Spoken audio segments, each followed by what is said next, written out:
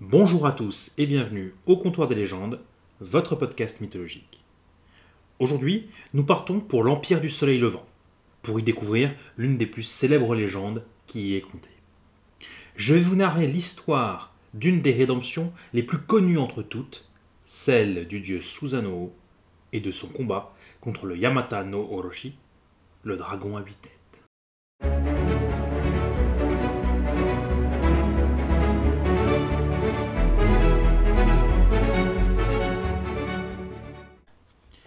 Dans le shintoïsme, Susanoo, le kami des tempêtes et de la mer, était une déité d'humeur capricieuse, qui maniait le sabre à la perfection. On dit qu'il naquit du nez d'Izanagi, le créateur du monde, qui enfanta également la déesse du soleil Amaterasu, ainsi que le dieu de la lune Tsukuyomi. Tous trois devaient régner sur leur propre royaume, mais, contrairement à sa fratrie, Susanoo refusait sa mission et n'avait qu'une obsession, celle de retrouver sa mère, Izanami. Exaspéré par le comportement immature de son fils, le dieu Izanagi exila Susanoo de la haute plaine du paradis. C'est alors que ce dernier, accablé par le chagrin de ne pas retrouver sa mère et jaloux d'Amaterasu, décida de défier sa sœur en lui proposant une compétition. Ainsi, chacun devait créer un maximum de kami. Sorti vainqueur de cet affrontement, Susanoo s'en prit au royaume céleste, détruisant les rizières, polluant le domaine d'excréments. Apeurée, la déesse du soleil se réfugiait dans une grotte, faisant disparaître la lumière pendant des mois.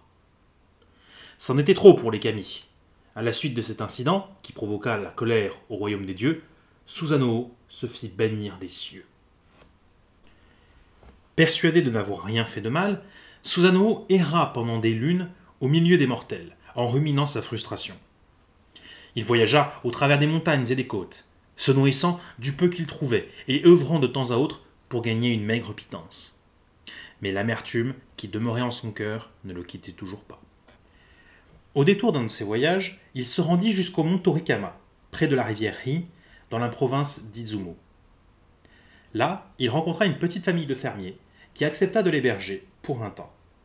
Il travailla au champ et s'occupa des bêtes, se rapprochant petit à petit de la fille du vieux couple, la ravissante Kushinada, et tombant amoureux d'elle.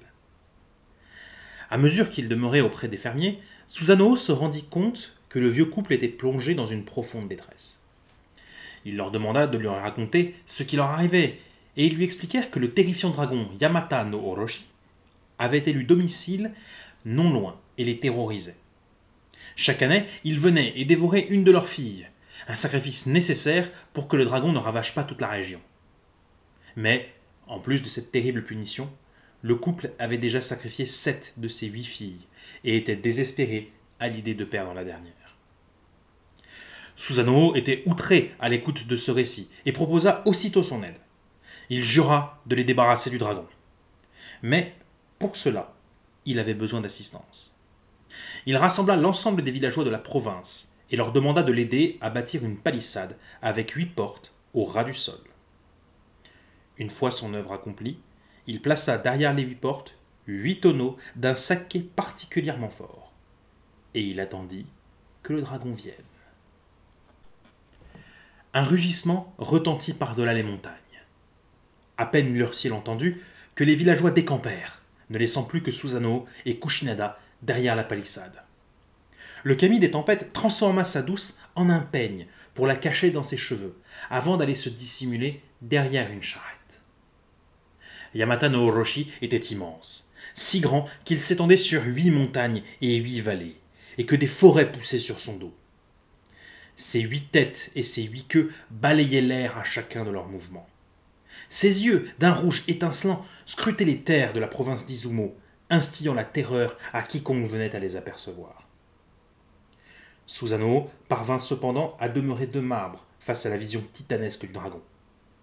Yamata no Orochi sentit l'odeur du saké et passa ses têtes à travers les portes de la palissade érigée. Ne pouvant résister à l'attrait de l'alcool de riz, il plongea chacune de ses têtes dans un tonneau, l'engloutissant en quelques secondes seulement.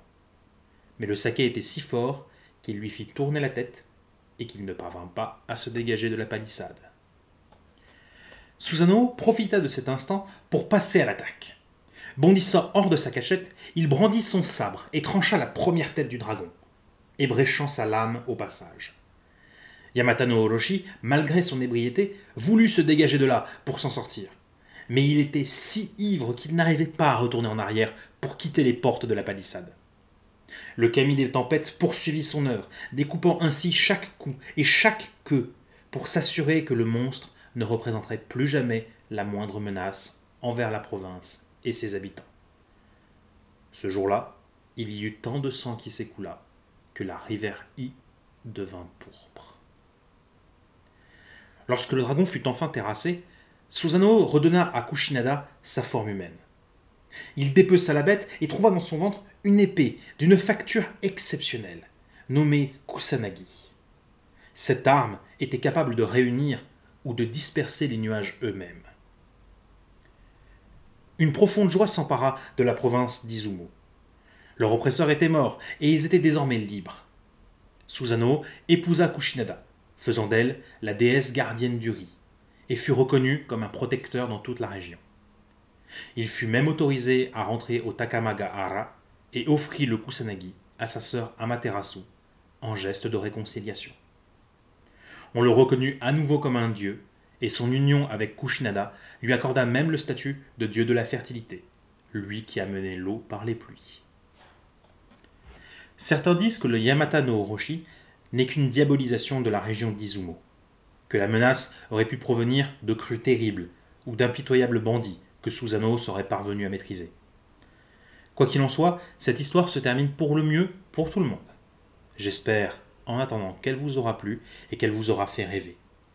N'hésitez pas à la partager autour de vous, aussi bien autour d'un verre de saké que durant une pause près d'une rivière.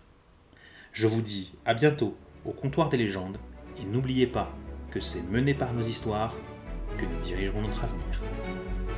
Bonne journée.